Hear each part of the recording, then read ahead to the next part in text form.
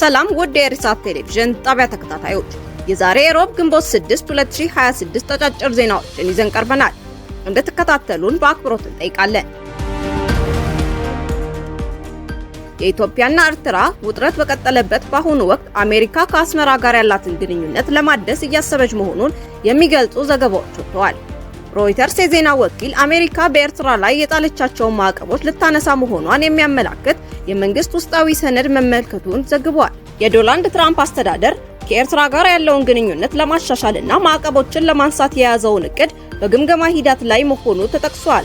የህግደፍ ኤርትራውያን ለውጥ ፈላጊዎች የአሜሪካ የፖሊሲ ክለሳ በማስመልከት ተቃውሞ እያሰሙ ይገኛሉ።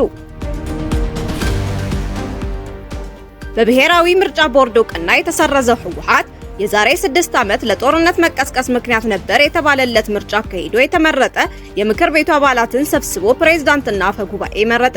ምክር ቤቱ የቀድሞውን የክልሉን ፕሬዝዳንት ዶክተር ደብረጽዮን ገብረ ሚካኤልን ፕሬዝዳንት፣ ወይዘሮ ኪሮስ ሐጎስን አፈ ጉባኤ፣ ወይዘሮ ምህረት በርሀን ደግሞ የምክትል አፈ ጉባኤ አድርጎ መምረጡን የትግራይ ቴሌቪዥን ዘግቧል። አሁን በስልጣን ላይ ያሉት የጊዜያዊ አስተዳደሩ ፕሬዝዳንት ጀነራል ታደሰ ወረደ ቀደም ሲል በሰጡት መግለጫ ድርጊቱን የፕሪቶሪያውን ውል የሚጥስ መሆኑን ገልጸው ስልጣናቸውን እንደማያስረክቡ ተናግረዋል። የህወሓት ድርጊት ህገ መንግስቱን የጣሰና ለህገ መንግስታዊ ስርዓቱ እውቅና የነፈገ ተግባር ነው የሚሉት የፖለቲካ ተንታኞች ድርጊቱ ወደ ጦርነት ሊያመራ እንደሚችል እያስጠነቀቁ ይገኛሉ።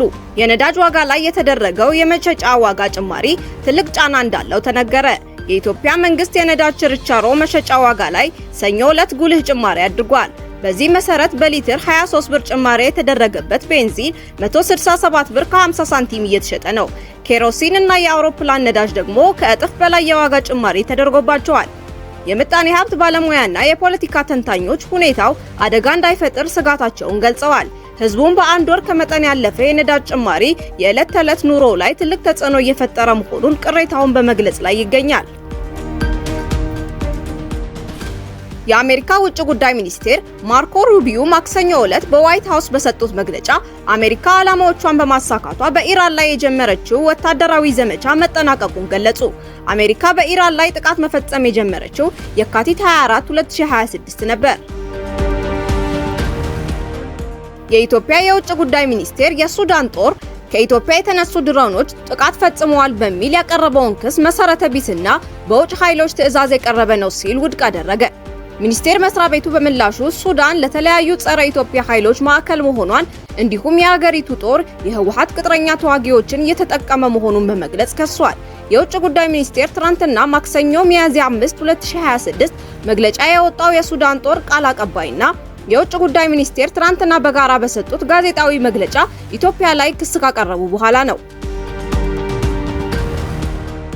ቻይና ራሷን ከዶናልድ ትራምፕና ከአሜሪካ በተቃራኒ ለንግድ ነጻነትና ለአፍሪካ ተስማሚ የኢኮኖሚ አጋር አድርጋ እያስቀመጠች ነው ይላሉ በኦስት ቻይና ኢንስቲትዩት ከፍተኛ የምርምር ባልደረባ የሆኑት ሎረን ጆስተን። አሜሪካ በነሐሴ ወር እስከ 30 በመቶ የሚደርስ ታሪፍ በአንዳንድ የአፍሪካ ሀገሮች ላይ ጥራ የነበረ ቢሆንም የአሜሪካ ጠቅላይ ፍርድ ቤት ውሳኔን ተከትሎ የአብዛኞቹ ታሪፍ 10 በመቶ ሆኗል። የቻይና ዜሮ ታሪፍ ስርዓት የአፍሪካ የግብርናና የውጭ ንግድን በመጨመር የገጠሩን ህዝብ ገቢ ከፍ ለማድረግ ምርታማነትን ለማሻሻልና በመጨረሻም ረሃብንና ድህነትን ለመቀነስ ይረዳል ብለዋል ጆስተን። አርሴናል በቡካዮ ሳካ ብቸኛ ጎል አትሌቲኮ ማድሪድን በማሸነፍ ከ20 ዓመታት በኋላ ለሻምፒዮንስ ሊግ ፍጻሜ ደረሰ። በመጀመሪያው ጨዋታ ሁለቱ ቡድኖች አንድ አቻ መለያየታቸውን ተከትሎ መድፈኞቹ በአጠቃላይ 2-1 በሆነ ውጤት ነው ለፍጻሜ መብቃት የቻሉት። ውድ አድማጮቻችን የዛሬ ያልናቸውን አጫጭር ዜናዎች ይህን ይመስል ነበር። በቀጣይ በሌላ የዜና ስርጭታችን እስከምንገናኝ ደህና ቆዩ።